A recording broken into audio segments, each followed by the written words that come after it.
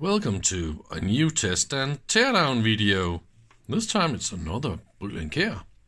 Noise dose meter type 4423. It is, of course, as more or less always, very special equipment from Brüel Kjær. I really don't know if you can use this for anything else than the original specified purpose. But I am definitely going to give it a try and see what I can make this count and register anything at all.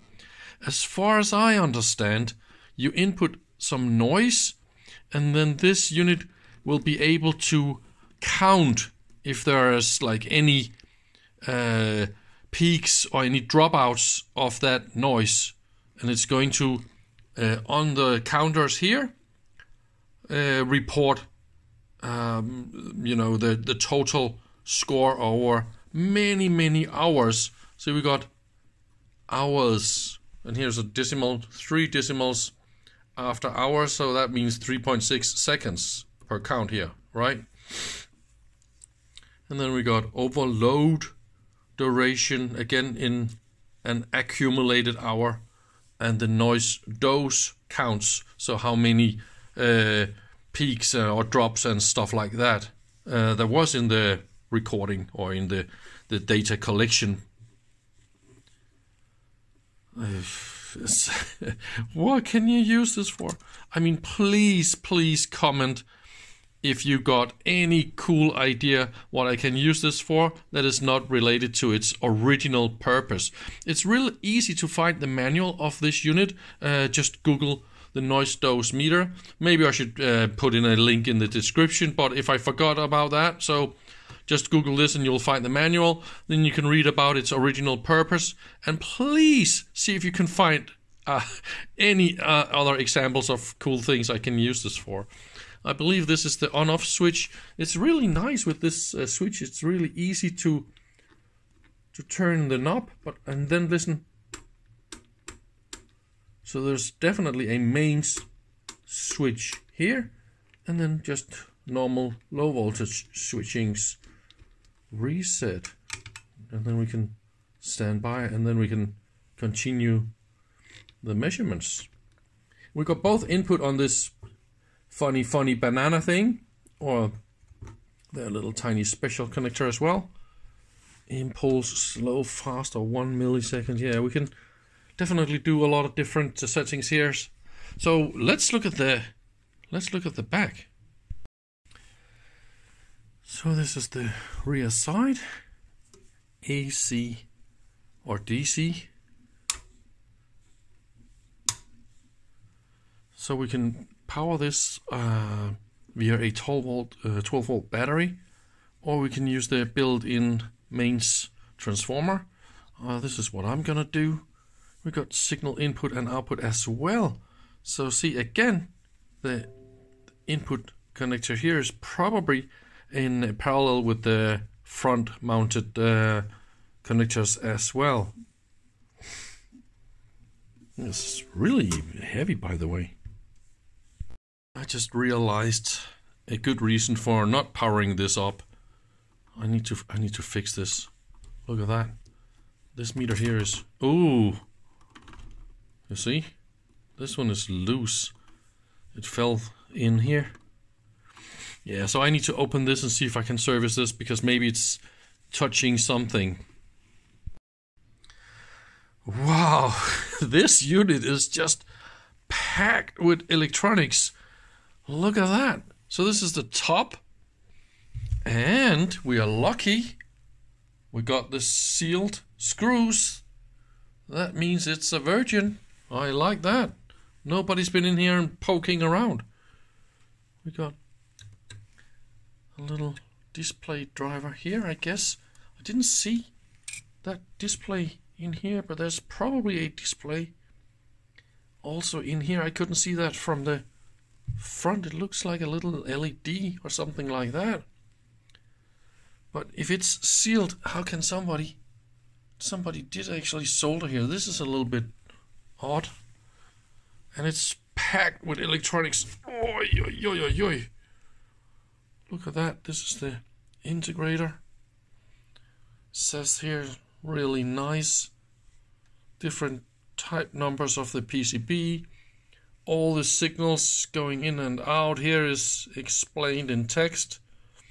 They use a very, very thin font, so it's almost impossible to read.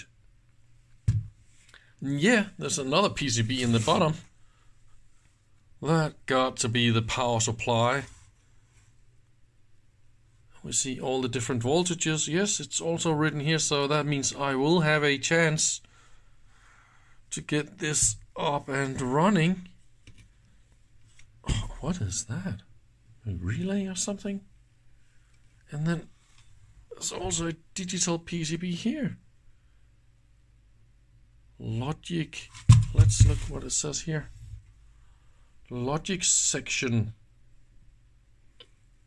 Full of ICs and good stuff. So how do I open this to get into the counter here? Oh, really thick and good stable front. Well, I'll just take out this PCB, I guess, and then I'll come back and show you some pictures. Oh, it's really, really packed. I think I actually finally figured this out. Or maybe I am lucky. This unit is finally assembled correctly or reassembled correctly. I don't know if you can see this, but there's of course a reason for those two screws to be locked. So the idea is you only take out those two screws and look at that. Then you can do the flippity floppity here. And then you can easily access everything in here, and I can repair this. Oh, look at those huge capacitors. And yes, it was indeed a relay. What is that? A big diode. Beautiful. It is converter driver transformer. Beautiful. Oh, it is packed. I really didn't expect this unit to be that complex. Ooh. That is probably... Oops, that was supposed to be not so loose. I made it loose. Of course it's... Yeah, it's supposed to be a little bit more tight. It is beautiful. This is how a Brüel and Kjær unit is supposed to look like. And what the heck is that? Oh, I thought it was a window. That's just a little paint dot on that. Probably a dual fed DN349. I gotta Google that. Yeah, we got some op amps and some more op amps. Oh, this is just tons of analog stuff. Channel this and channel that, and again tons of trimmers. And again, I don't have diagrams, schematics or anything like that, but I got a user manual so I can definitely see how it is supposed to be used. At least I really like that. The power supply down here, is that a converter driver transformer? I mean, probably a switch mode or something like that. And then you can select between AC or DC, right? And then it's gonna convert all the different voltages. I mean, it's absolutely beautiful. I can't wait to power this up and see what happens. What kind of display is this? Are we lucky? It's one of those bubble displays. I love them so much.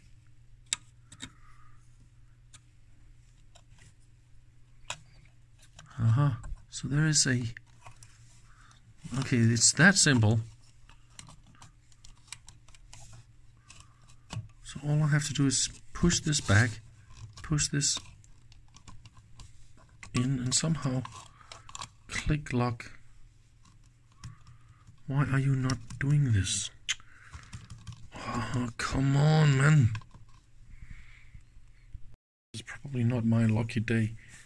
It kind of fell apart, and there's this little button. You push this is the reset button, and there's a little piece of metal that seems to be a little lucky lock thing. See, and you can move this to the left and to the right. And looking at the other one, see, this one you can move, and you can probably just push it this way, and then it's gonna go away, right? So maybe I should try and do that with this one. So that means I can assemble the unit without this. I don't know. Really?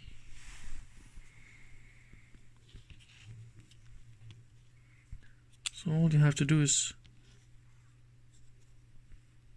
12 volts here, and then there's a little... Yeah, indeed. So this one activates down here, and it's probably gonna... Yeah, let's see if this works. It just says DC, it doesn't say anything about...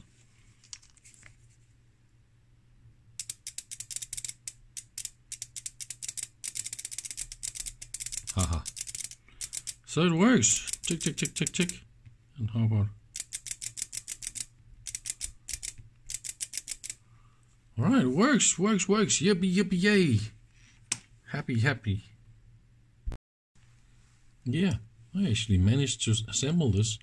And the reason why this fell out when you're pushing this one is because this piece of plastic here is broken. So I can easily glue this. So it's going to push the instrument all the way up here. And that means the button's going to work. But look at that little funny thing here. So if you move this little lock, then you can't push the switch, the reset. So if you want to prevent somebody from ruining your data locking, there's a secret lock. So if you're pushing this and it's not working, you don't know that you just have to do this and then you can reset. I don't know. Who is this going to fool? I mean, you need to be like 2 years old if this is not going to fool you. Wait for the glue to to dry. So it's just hanging like this, and then we can carry on. Because when I click in this and push this down from the back here, right? You can see the bendy sides here. They kind of push the internal parts out of this transparent kind of house. So mains is applied. Let's try and turn it on for the first time. Oh, yo. I was right. Nice. See that? Oh, it's one of those with tiny little dots. I love it. So what's going to happen here is nothing. Ooh. Haha.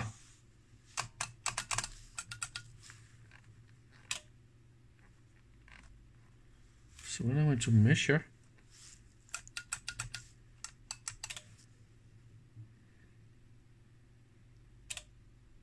that is exactly how it's supposed to work, right? Elapsed time is 3.6 seconds. Because you can see this is the decimal hours decimal hours, right? 3.6 seconds. So that works. It is in measure mode now. I can then stand by. I can go back and I can reset. Let's try and input something and see if it works. Here we go. I input some noise, a wideband noise from 0 to 20 kilohertz. And I've adjusted the level just under the overload -20. I actually was missing a little bit like a correct level adjustment. So that is a little bit weird. But anyway, by adjusting the input level on my signal generator like this. Let me see. Oh, now I'm in the too fine. Let's crank it up. Here we go. Then I can make it count a lot faster.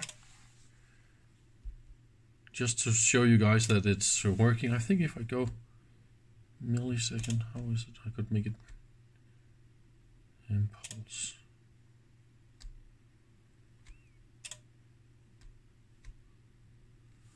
Maybe it was turning the input on and off.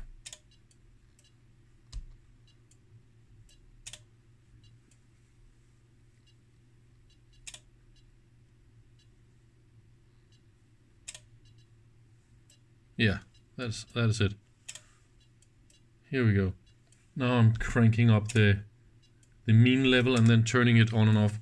Look at the pretty cool idea they have with this digital display. See what happens when it goes 90. Click. Isn't that just nice? So this is a really, really good way. Otherwise, you're going to hear these say clickety clickety clack all the time, right? So it's really nice to have the last two digits in digital format. So yeah, I actually do believe this machine works. It's awful complicated. It's just a million op-amps and fantastic things to measure the change in a noise level. But if that is what you need, yeah, then you need this unit to do that, exactly that. And I don't know really what else you can use this for, but it's super cute and super cool. And I think it works actually, so I had actually like 2 hours of fun playing with this now, so yeah, that was fun. What can we do? What can I use this for? I need to do something with this just so I can finish my day here. Anyway, I will see you guys tomorrow. Have fun.